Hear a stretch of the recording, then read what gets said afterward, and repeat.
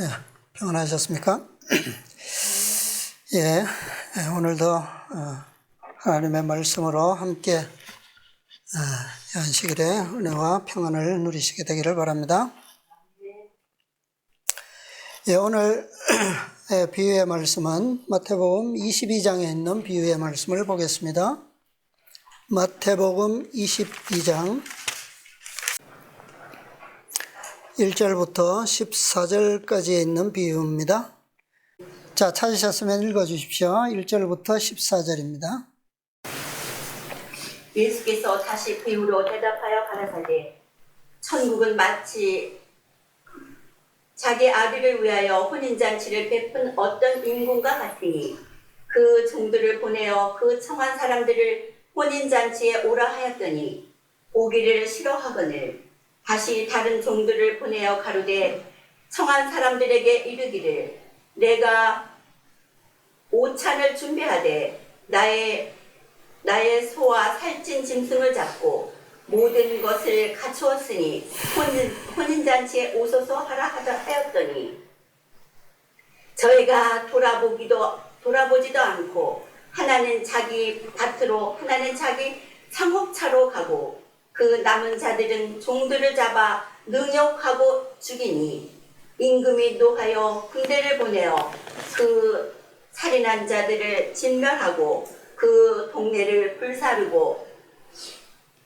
이에 종들에게 이르되 혼인잔치는 예비되었으나 청한 사람들은 합당치 아니하니 사거리길에 가서 사람을 만나는 대로 혼인잔치에 청하여 오너라 한데 종들이 길에 나가 악한 자나 선한 자나 만나는 대로 모두 데려오니 혼인자리에 손이 가득한지라 임금이 손을 보러 돌아올 때 거기서 예복을 입지 않은 한 사람을 보고 가로되 친구여 어찌하여 예복을 입지 않고 여기 들어왔느냐 하니 저가 유구무원이오늘 임금이 사환들에게 말하되 그 수족을 결박하여 바깥 어두운 데 내어 던지라 거기서 슬피 울며 이를 갈미 있으리라 하니라. 청함을 받은 자는 많되 택함을 입은 자는 적으니라. 아멘. 네, 감사합니다. 청함을 받은 자는 많되 택함을 입은 자는 적으니라. 네. 오늘은 이 비유를 좀 생각해 보겠습니다. 성경에 보면 복음서가 4책이죠. 사복음서인데 중복되는 기사들이 참 많은데 마태는 특별히 이 비유들을 기록할 때 앞에다가 이 마태만 기록하는 특징이 있어요. 그게 뭐냐면 천국은 마치라는 말이에요. 그런데 마가나 누가나 요한은 그런 기록이 없이 그냥 비유를 바로 기록하고 있습니다. 마태는 천국은 마치라고 하는 것을 10번 이상 그렇게 기록하고 있어요. 그래서 처음에는 예수님께서 어떤 비유를 하셨습니까? 천국에 관한 비유를 이 복음을 뿌리는, 그죠? 회개하라 천국이 가까웠느니라 거기에 맞는 복음의 씨앗을 뿌리는 비유로부터 시작해서 그 다음에 자라나는 비유, 그 다음에 그 복음을 통해서 영혼들을 이렇게 모으는 그런 비유들, 그 다음에 마지막으로 가면 갈수록 이제 그것을 씨앗을 뿌렸는데 그것이 얼마나 잘 자라고 있고 또 얼마나 그 결과에 열매를 잘 맺고 있는지에 대한 또 정산하는 일, 또 때는 다 되어 가는데 일꾼이 부족해서 또 일꾼을 더 필요로 하는 그런 부분들, 또 오늘 같은 경우에는 뭡니까? 이제 과연 이 추수 때가 되었는데 이 열매가 정품으로 나갈 수 있는지에 대한 그런 심사, 그죠? 그 다음에 마지막으로는 또 심판에 관한 비유까지 이렇게 순서대로 되어져 있어요. 그래서 예수님의 가르침은 항상 정확한 때에, 필요로 하는 때에, 어떤 비유는 제자들에게 주어졌고, 어떤 비유는 또 무리들에게 주어졌고, 또 어떤 비유는 유대 지도자들에게 주어졌고, 이런 것들이 항상 섭리에, 그분의 계획에 맞추어서 정확하게 주어져 있다라고 하는 것을 우리가 전체적으로 살펴보면 알 수가 있습니다. 자, 오늘 이 비유는 제사장들과 무리들에게 성전에서 예수님의 공생애를 마치는 순간에 성전에서 제일 마지막으로 주신 비유예요. 이제 성전을 떠나시면 민족적인, 교회적인 그런 기회는 없어요. 이제는 심판만 주어집니다. 이것은 그들에게 복음에 관한 마지막 비유라고 하는 거예요. 자, 오늘 우리가 읽어서 아시지만, 자, 여기에 중요한 문제가 뭡니까? 잔치를 베풀었는데 잔치에 초대된 사람들은 오지 않았고, 그래서 어디에 나가서 손님들을 채웠습니까? 사거리 길에 나가서 강권하여 초청했어요. 자, 그런데 손이 이제 집에 가득하죠? 잔치집에 빈자리가 있으면 그 참 보기 좋지 않죠, 그죠? 다행히 자리는 충분히 채워졌습니다. 그런데 문제가 하나 더 있죠? 다른 비유에서는 나오지 않는데 여기서 나와요. 그 문제가 뭡니까? 잔치 자리에 적합하지 않은 옷을 입은 사람이 있다라고 하는 거죠. 그죠? 자, 우리가 이 장례식에 가는 사람이 아주 울긋불긋 화려한 옷을 입고 가면 어울립니까? 아주 그 혼인잔치에 참석하는 가족들처럼 아주 우아한 한복을 입고 가면 어울려요? 반대는 어때요? 결혼식에 가는 사람들이 전부 다 검은 색의 옷만 쫙 입고 모여 있으면 그 결혼식이 어떻게 보일까요? 그것도 참 어울리지 않죠? 자, 여기에는 잔치에 어울리는 예복이 있다. 그래서 어울리지 않음에도 불구하고 그것을 그냥 둬요? 그렇지 않죠? 분명히 그 부분을, 이 잔치를 베푼 임금은 제재를 한 사실을 우리가 여기서 볼 수가 있습니다.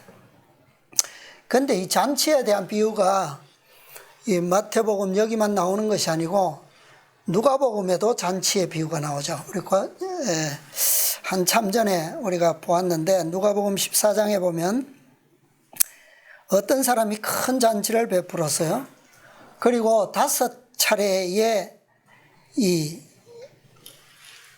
초대가 주어진 것을 볼 수가 있습니다. 그런데 그 누가복음의 큰 잔치의 비유와 오늘 이 혼인잔치의 비유는 같은 잔치의 비유지만 때가 다르고 목적이 달라요. 핵심이 달라요. 다른 잔치를 조명하고 있습니다. 누가복음 14장에 나오는 큰 잔치는 임금이 베푼 잔치가 아니고 또 아들의 혼인을 위해서 베풀어진 잔치도 아니었고, 이것은 그냥 큰 잔치를 베풀었어요. 자, 이 비유가 주는 핵심은 뭐냐면 오늘날 현대 진리를 통한 복음의 초청입니다. 큰 초청이에요. 그래서 큰 잔치라고 비유된 것은 특별히 마지막에 주어질 큰 기별들을 의미하고 있어요. 그래서 자, 우리가 알고 있는 현대 진리의 큰 복음은 몇 번 주어졌습니까? 몇 차례에 걸쳐서 보내졌어요? 5차례, 그죠? 그래서 이 5 천사의 기별을 통한 복음의 잔치가 바로 핵심입니다. 그래서 처음 3 기별은 하나로 묶여져 있고 또 나머지 2 기별도 시차가 있도록 장소도 다르게, 그래서 이 마지막 계시록 14장과 18장의 그 시대적인 기별과 아주 딱 어울리게 주어져 있어요. 그 누가복음의 비유는. 그래서 이것은 바로 마지막 시대에 해당하는 특별한 복음의 잔치에 초대된 순수한 이 하나님의 자비의 초청장이라고 하는 것을 볼 수가 있어요. 그런데 오늘 보는 이 마태복음 22장의 비유는 비슷한 면도 있지만 똑같지는 않아요. 자, 이 비유는 5 부류는 나타납니다. 이 비유에서도. 그런데 이 비유에서의 핵심은 5 부류의 초청이 아니고 초청을 거절한 데 대한 분명한 그 임금의 태도가, 그러니까 임금의 제재가 나오고 그것은 5 부류가 거절한 데 대한 태도가 나타나 있어요. 그래서 이 사람은 이러해서 거절하고 저 사람은 저러해서 거절하는데, 이것은 누가복음의 비유에서 나타나는 거절과 또 다른 태도를 보여줍니다. 그들은 호의적인 초청에 대해서 호의적인 거절을 했어요. 그러니까 어떤 최소한의 뭐랄까요, 미안함을 가진 나를 용서하시오라고 하는 그런 뜻이, 의미가 들어있어요. 그런데 여기는 그런 게 전혀 보이지 않는다는 거예요. 그래서 이 기별은 호의적인데, 초청은 호의적인데 반하는 공공연한 경멸과 악의적인 반대를 드러내고 있다라고 하는 것이 다릅니다. 그래서 여기에는 반드시 뭐가 따라야 되는 것이 맞을까요? 우리 인간적으로는 당연한 것이고, 은혜롭고 자비로우신 하나님의 입장에서 봐도 그분은 반드시 무엇을 나타내야 하냐면 공의로우심을 보여주셔야 한다라고 하는 것을 이 비유에서는 나타내고 있어요. 그래서 이 초청을 거절한 자들에 대한 심판의 장면과 함께 초청에 응하여 잔치에는 참석했지만 자격이 부적절한 손님에 대해서는 심사와 처벌도 함께 나타나 있는 것이 다른 점이에요. 그래서 이 잔치를 베푼 주인도 다릅니다. 누가복음의 잔치는 어떤 사람이라고 되어 있고요. 그 다음에 배설하고 많은 사람을 초청했다. 어떤 특정 뭐가 없어요. 그냥 없어요. 그런데 마태복음의 혼인잔치에는 임금이 베풀었고 목적이 있어요. 분명히. 어떤 잔치입니까? 자기 아들을 위한 혼인잔치예요. 그죠?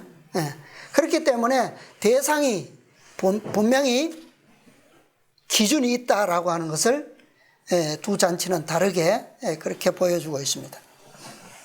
그러니까 누가복음의 잔치는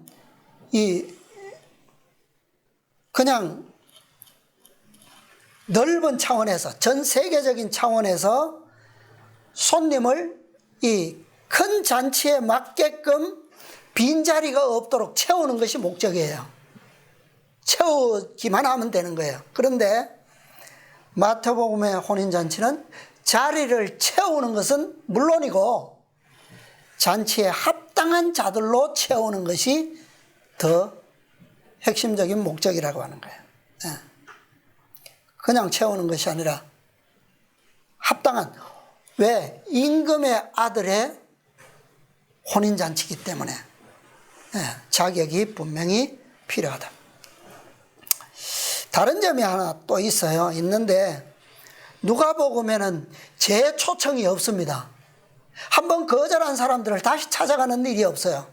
그런데 마태복음에는 다시 종들을 보내서 반복 초청한다라고 하는 사실이에요.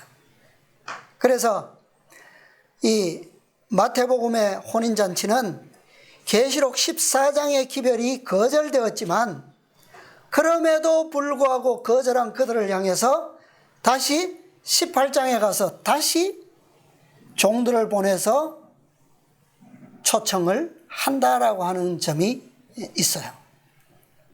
자, 그럼에도 불구하고 오늘 읽어보니까 이 초청받은 사람들이 응한 사람이 많습니까? 적습니까? 어떻습니까?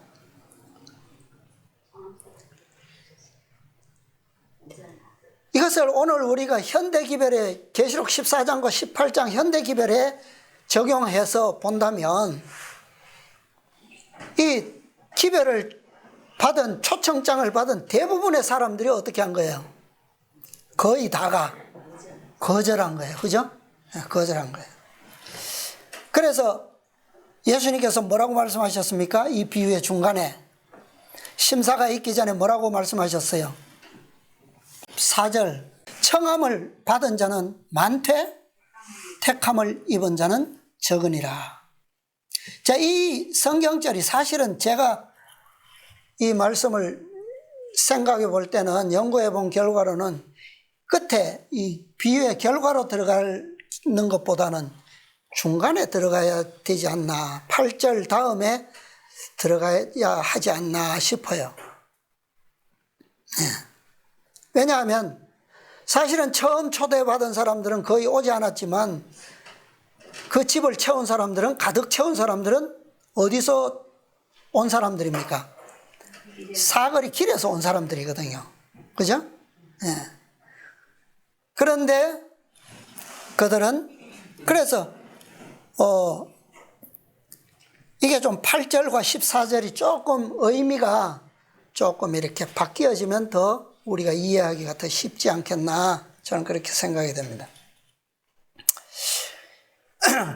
그러니까 이 9절부터 초청받아서 잔치에 참석한 사람들은 최초의 14장, 계시록 14장에서는 초대 명단에 없던 자들이잖아요.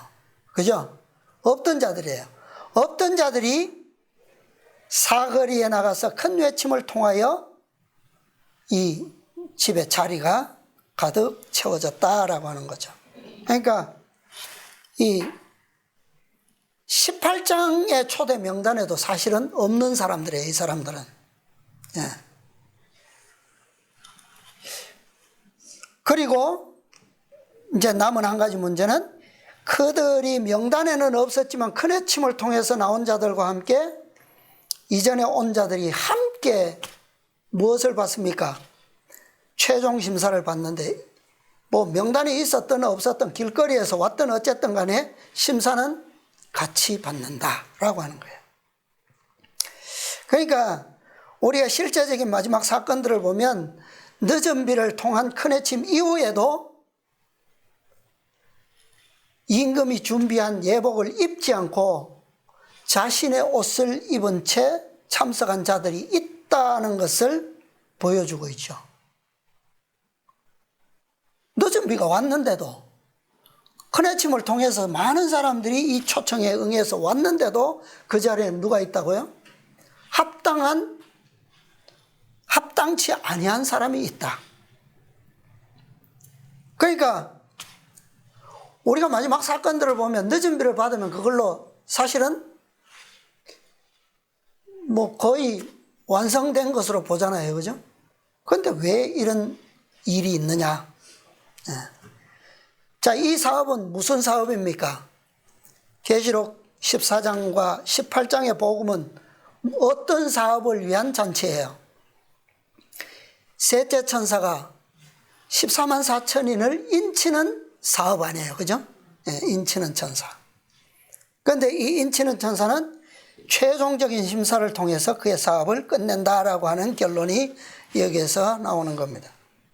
자, 왜 우리가 늦은 비 이후에도 이런 합당치 않은 자가 있는가?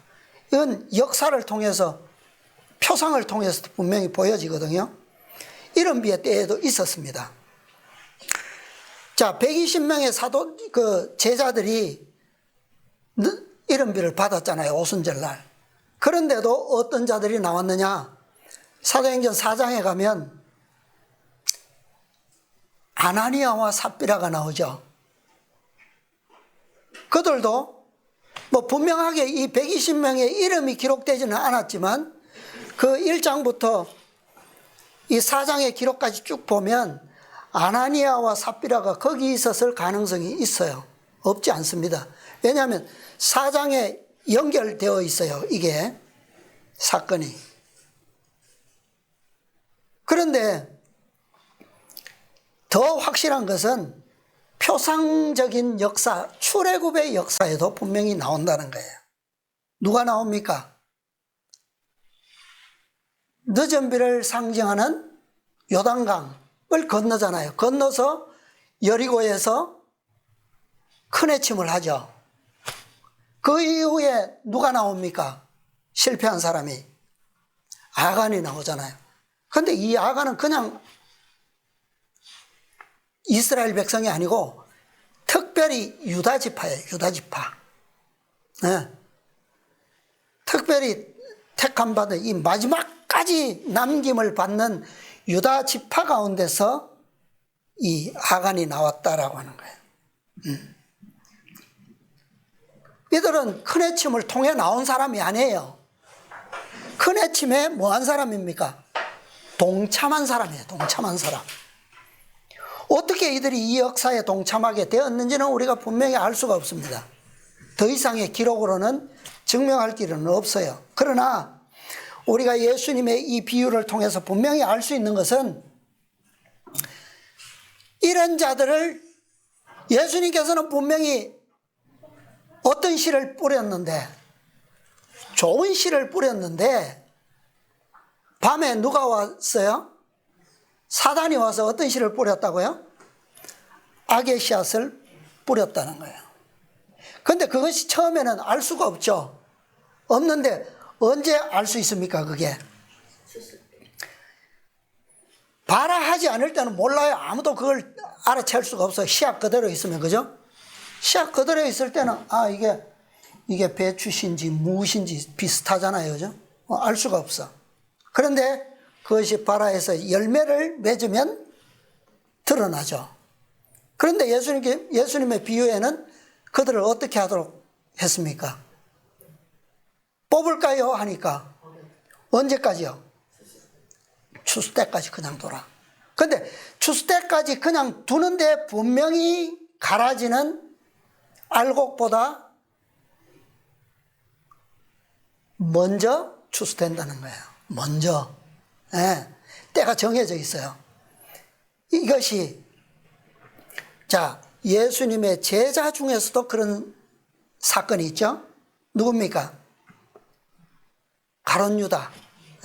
열매를 맺기 전에는 분명히 예수님께서 아셨어요. 하나님도 마지막 때에 아신다는 거예요. 그죠?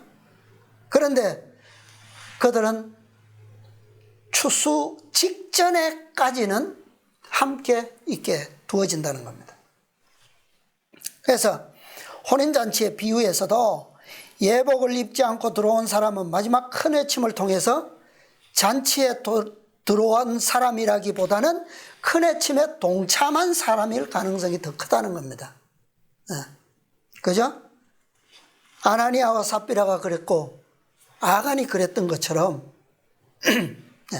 일찍이 가룟 유다처럼 제자로서 처음부터 동참했던 사람들이라는 어떻게 그들이 늦은 비와 큰 해침에 동참했는지는 우리는 알 수가 없어요. 그러나 중요한 사실은 이들도 추수 때까지는 알곡과 함께 분명히 함께 있게 된다라고 하는 사실입니다. 자, 오늘 이 비유를 역사적으로 좀 보면요.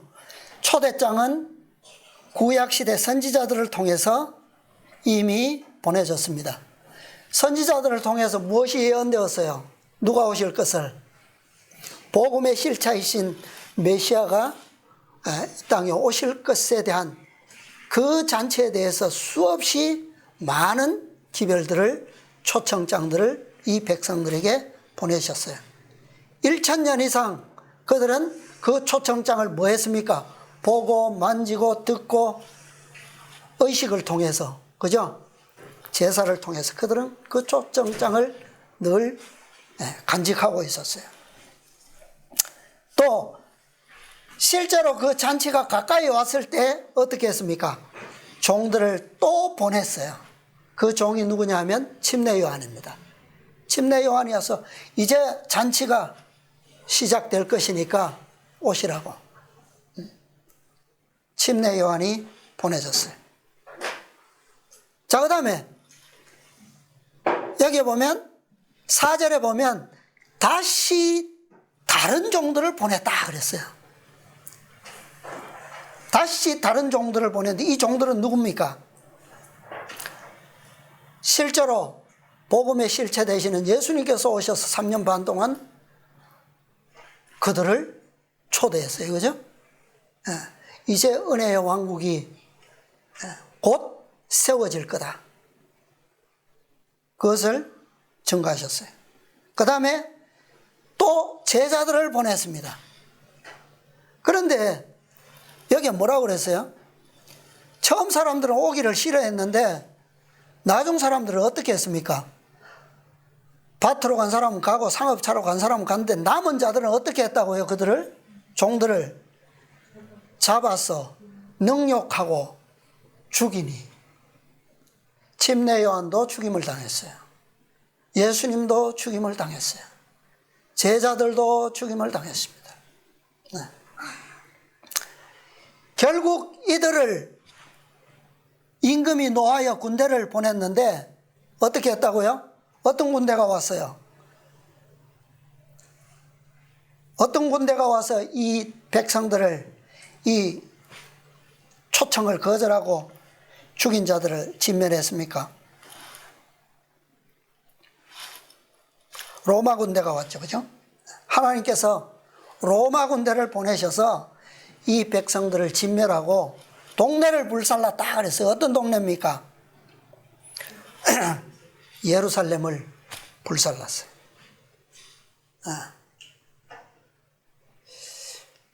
자, 지금까지 어디에서요? 이제 이들의 초청장은 이걸로 끝났습니다. 그죠? 진멸하는 걸로 그들의 거절한 것에 대한 것으로 끝났어요. 종결됐어요. 자, 그 다음부터는 종들을 어디에 보냈습니까? 사거리 길에 보냈어요. 자, 이 사거리 길에서는 자, 보면 아까 제가 설명드린 부분이 여기 10절에 보니까 종들이 길에 나가 어떤 자들을 불렀다고요? 악한 자도 불러오고 선한 자도 불러오고 만나는 대로 데려왔다 그랬어요. 만나는 대로. 그러니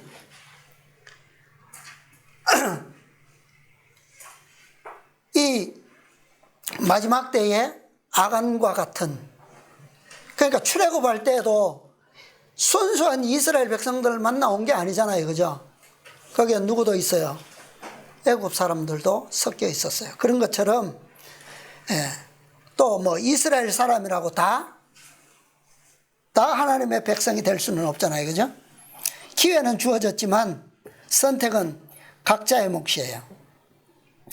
자, 사거리 길에서 악한 자나 선한 자나 다 데려왔는데 이 역사가 오늘까지 반복되고 있는 거예요. 자, 오늘도 구약시대 이스라엘 백성들에게도 이 비유는 적용되지만 큰 바퀴 안에서 작은 바퀴가 계속 반복적으로 또 굴러가고 있죠. 그죠? 그것처럼 마지막 말세에도 이 비유가 통째로 다시 한번 또 반복되고 있는 것을 우리가 볼 수 있습니다. 자, 사거리 길은 어떤 곳입니까? 사람이 엄청 붐비는 곳이죠. 그죠? 도시의 중심. 이 첫 번째 역사, 이스라엘 역사에서는 이 사거리 길이 어디일까요? 어디일까요? 제자들이 나가서 사거리 길에 갔잖아요. 그죠? 유럽의 문 어디입니까? 온 세계의 중심은 유럽이었고 유럽의 문은 어디입니까? 중심이 로마죠. 로마. 로마에서 외쳐졌어요. 사도 바울이 최종적으로 외쳤던 곳이 거기잖아요. 그래서 1800년 동안 사람들을 초대했습니다. 자, 그 다음에 이 비유의 두 번째 적용, 말세의 적용을 보면 초대장은 수백 년 동안 종교개혁자들을 일으키셔서 하나님의 교회에 제자들이 세웠던 그 교회에 초대장을 보내셨어요. 자, 그 다음에 혼인잔치가 막 가까워졌을 때 종들을 다시 보냅니다. 누가 왔어요? 누굽니까? 윌람 밀러와 또 엘렌 지 화이트 또 재림 선구자들 많이 왔죠. 그 다음에 존스와 와그너까지 보내졌습니다. 그런데 이들의 대부분의 무리가 어떻게 됐다고요? 초대장을 받은 대부분이 거절했어요. 사실상 제7일 안식일 예수 재림교회는 이 보내진 선구자들을, 종들을 다시 보내진 선구자들이죠. 이들을 어떻게 한 거나 다름없습니까? 돌로 쳐 죽인 거나 다름이 없어요. 기별들을 거절했기 때문에. 그래서 하나님께서는 이 처음 초대한 이 자들, 이들은 뭐가 있다고요? 이 격이 있는 초대장을 받은 사람들이잖아요. 그죠? 그런데 그들이 종들을 죽이고 공공연하게 경멸함으로 인해서 하나님께서는 이들을 어떻게 하셨다고요? 첫 번째 유대인들을 로마 군대를 보내서 진멸하시고 동네를 불살랐던 것처럼 재림교회는 어떤 결과를 당했습니까?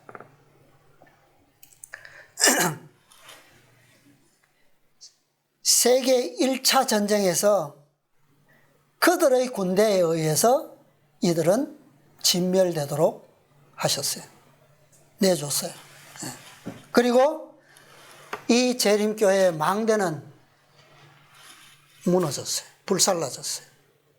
그죠? 사실상 재림교회 제일 그들을 살게 하고 그들의 존재를 증명하는 핵심적인 건 뭡니까? 하나님의 율법이잖아요. 계명. 계명 중에서도 안식일 계명이에요. 그런데 그 계명을 그들은 어떻게 했어요? 경멸함으로 인해서 하나님께서는 그것 그대로 해주셨어요. 자, 그래서 이들에게도 구절에 사거리 길이 있어야 되겠죠. 자, 재림교회가 무너진 이후에 두 번째 시대에는 이 붐비는 거리, 사거리가 어딜까요? 어딥니까?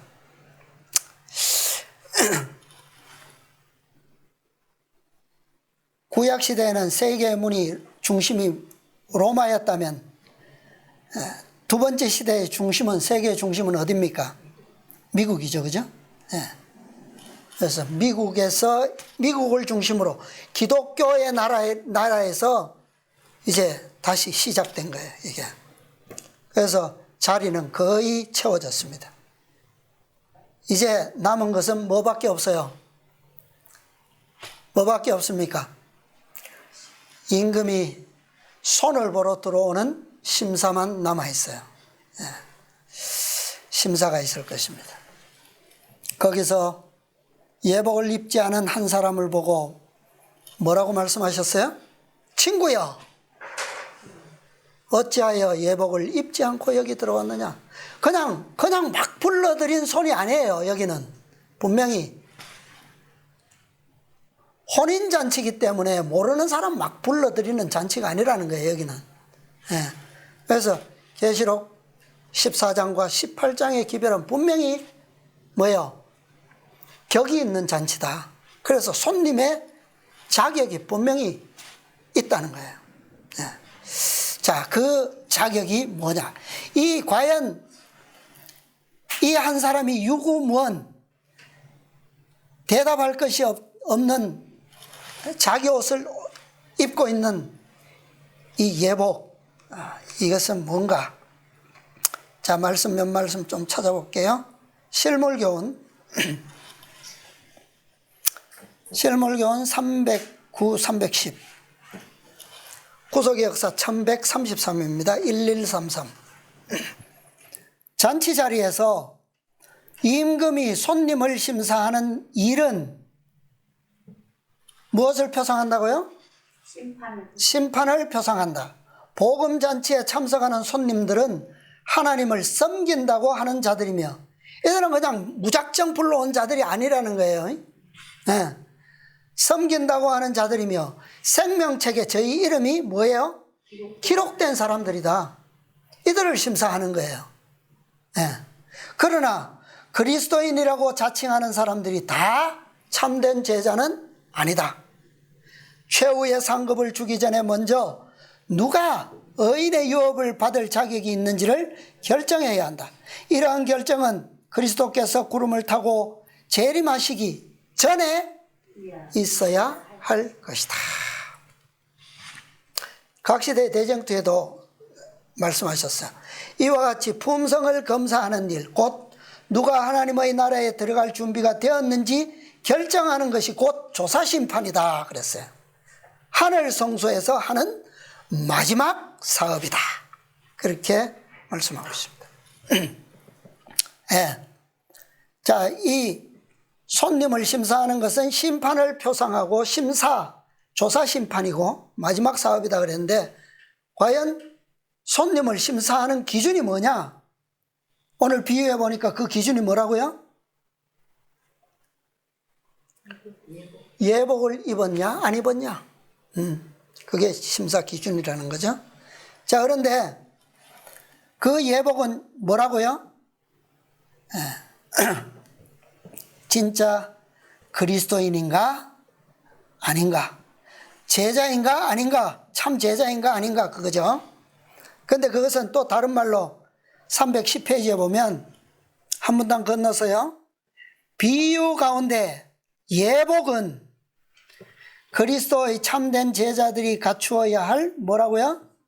순결하고 흠이 없는 품성을 표상한다. 그런데 그 품성을 성경에서는 뭐라고요? 계시록 19장 8절에 교회에게 빛나고 깨끗한 세마포를 입고 티나 주름 잡힌 것이나 이런 것들이 없는 품성을 얻게 하기 위하여 교회에게 이것이 주어졌다. 성경에는 이 세마포를 뭐라고요? 성도들의 옳은 행실이다 라고 하였다. 이 세마포는 그리스도의 의, 곧 믿음으로 예수를 개인의 구주로 받아들이는 모든 사람들에게 주시는 흠이 없는 품성을 표상한다. 자, 심사를 통해서 이 옷을 입었냐 안 입었냐를 보는 건데, 자, 이 옷은 흠이 없는 순결한 품성을 의미하는데, 이 품성은 성도들의 옳은 행실이고, 그런데 이 흠이 없는 표상은 뭐다?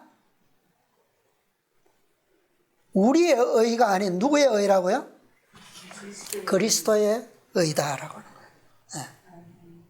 그런데 이 의는 누가 입을 수 있다고요? 믿음으로 예수를 개인의 구주로 받아들이는 사람들이. 그런데 자, 예수님의 의, 그분이 우리에게 입혀주시는 예복, 그것은 어떻게 만들어진 것인가? 자, 넘겨서요. 1134페이지. 왼쪽에 두 번째 문단. 하늘 배틀로 짠 이 두루마기에는 사람이 만든 실은 한 올도 섞이지 않았다. 인성으로 나타나신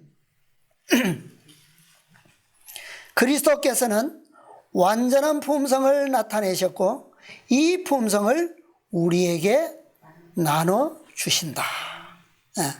우리의 의는 다 더러운 옷과 같다. 우리 자신이 할 수 있는 일은 모두 다 죄로 더럽혀졌다. 왜요? 우리의 본성 자체가 어떻기 때문에? 죄이기 때문에 우리는 나무 자체가 뭐예요? 악의 나무예요. 그러니까 나무가 살아있으면 있는 만큼 어떤 열매밖에 못 맺습니까? 죄의 열매밖에 맺을 수가 없어요. 그래서 그리스도의 생명으로 나누어지는 의가 아니라면 결코 우리는 그 의를 가질 수가 없다라고 하는 거예요.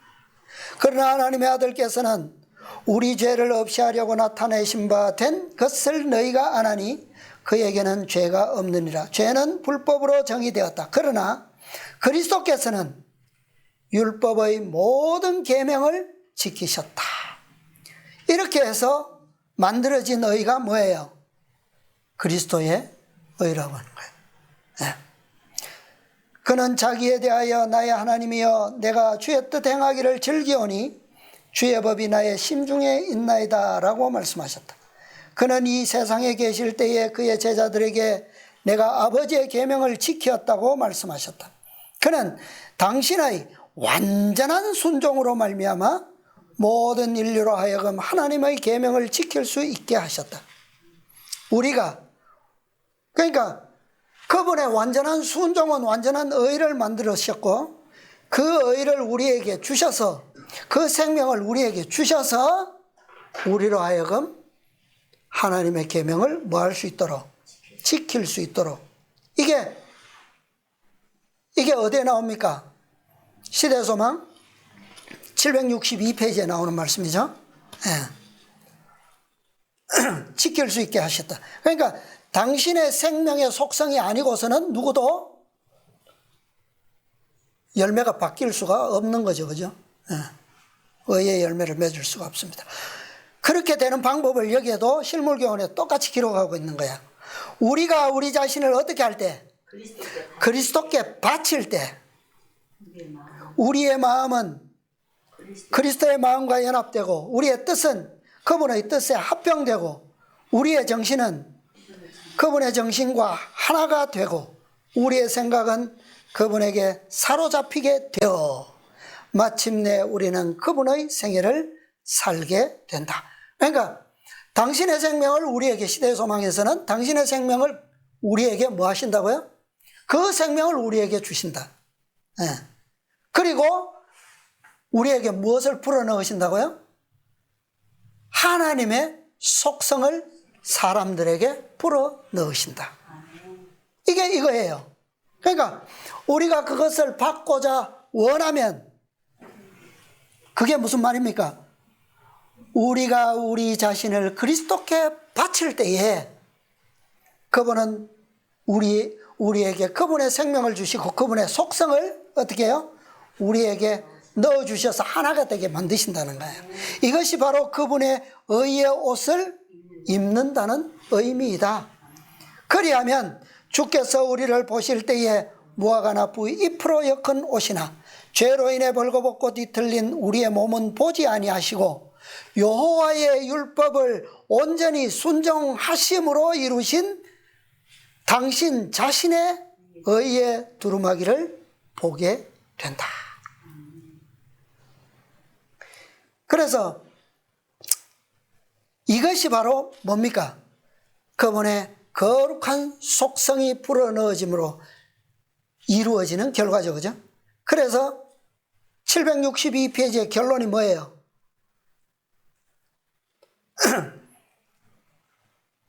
그분도 의로우시고 우리도 그분의 의를 믿음으로 받은 우리도 뭐예요? 의롭게 되므로 그분은 어떤 분이 된다? 공의로운 분이 되는 것이다 그랬죠. 네. 그래서 이것은 거룩한 속성의 연합으로 이루어진다라고 하는 사실을 두 말씀 다 그렇게 보여주고 있는 거예요. 그러니까 이 속성의 연합이 뭐라고요? 그리스도께서는 우리가 할 수 없는 것을 인성으로 오셔서 어떻게 하셨다고요? 인성으로 나타나신 그리스도께서는 완전한 품성을 나타내시고 그 품성을 우리에게 나눠주신다 그랬잖아요. 예. 그래서 이것은 거룩함이란 거룩한 속성으로만 이루어지는 것을 원리적으로 보여주는 거예요. 예. 그 다음에 속성을 불어넣으신다라고 하는 의미는 또 다른 예수님의 말씀에 보면 진리를 우리 마음에 뭐 하신다고요? 심으신다라고 하는 말이에요. 예. 좋은 씨를 뿌리는, 그죠? 예. 자, 그 다음에 오른쪽에 중간쯤 보면 그걸 설명하고 있어요. 하나님의 속성을 불어넣으시는 것이 무엇이다? 진리라고 하는 것을 말씀하고 있어요. 진리가 마음속에 뭐 해야 된다? 심어져야 된다. 진리가 마음을 지배하고 애정을 통제해야 한다. 우리의 온 품성이 하나님의 말씀으로 뭐요? 인쳐져야 한다. 하나님의 말씀의 1.1핵까지도 매일 실천해야 한다. 이것이 하나님의 속성이 우리 속에서 살아 역사하는 것입니다. 예수님께서 뭐라고 기도하셨어요? 요한복음 17장 17절에 저희를 진리로 뭐하게 하십시오? 거룩하게 하옵소서. 아버지의 말씀은 진리니이다. 그분의 속성을 우리 속에 불어넣으신다라고 하는 것은 뭐라고요? 그분의 거룩한 진리를 우리 속에 넣으신다는 거예요. 그리고 그 진리를 누가 역사합니까? 통해서 성령을 통해서 그리스도께서 보내신 성령을 통해서 그것을 싹트게 하고 자라게 하고 열매 맺게 하시는 거예요. 자, 다음 문단 또 보겠습니다. 신의 성품을 나눠 받은 사람은 하나님의 크신 의의 표준 곧 그분의 거룩한 율법에 뭐요? 일치하게 될 것이다. 율법이 하나님께서 사람의 행위를 헤아릴 때 사용하는 표준이다. 이것이 심판 때에 사람의 품성을 시험하는 시금석이 될 것이다. 그래서 결과적으로 시대의 소망 762페이지의 마지막 결론이 성립되는 거예요. 그리하여 바로 이 율법의 의가 그리스도를 믿는 자에게서 뭐요? 성취된다. 하나님께서는 자기도 의로우시며 또한 예수 믿는 자를 의롭다 하실 수 있으시다. 예.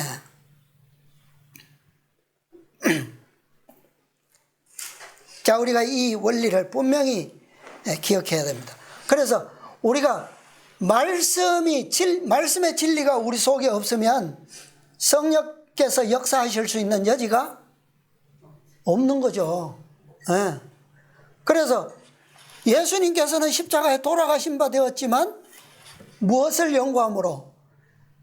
그분의 진리를 연구함으로 그들은 무엇을요? 생명을 얻을 수가 있는 거예요. 예. 이것이 바로 속성이 가진 능력입니다. 자, 짧은 두 말씀만 더 보겠습니다. 314페이지. 오른쪽 1135페이지 왼쪽 위에 사단은 사람이 하나님의 계명을 지킬 수 없다고 주장한다. 우리 자신의 힘으로는 계명을 지킬 수 없는 것이 사실이다. 그러나 그리스도께서 사람의 형상을 취하시고 이 땅에 오셔서 당신의 완전한 순종을 통해서 무엇이 될 때?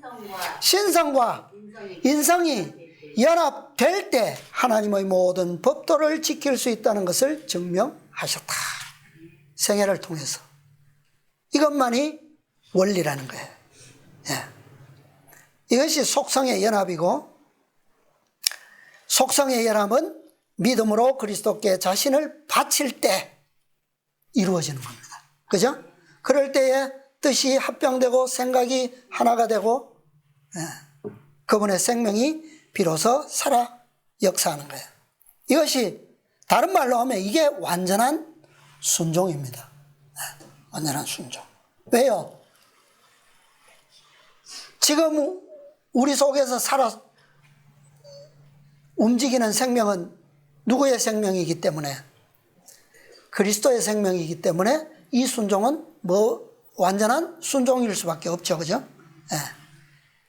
연합을 이루는 가장 첫 번째 조건이 바로 완전한 순종. 다시 말하면 완전한 굴복입니다. 완전히 믿을 때에 이게 가능해요. 이것이 바로 믿음으로 말미암아서만 된다는 의미예요. 이것은 우리가 아무리 우리 자신의 생명으로는 아무리 해도 죄만 열리는 것처럼 이것은 믿음으로만 가능하다라고 하는 겁니다. 마지막 한 말씀 봅니다. 넘겨서 1136페이지요.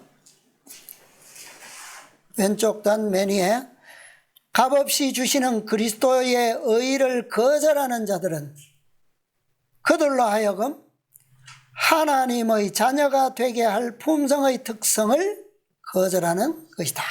그들은 혼인잔치에 참석할 자격을 줄 수 있는 뭐요? 유일한 특성을 거절하는 것이다. 그런데 그러니까 이것이 어떻게 해요?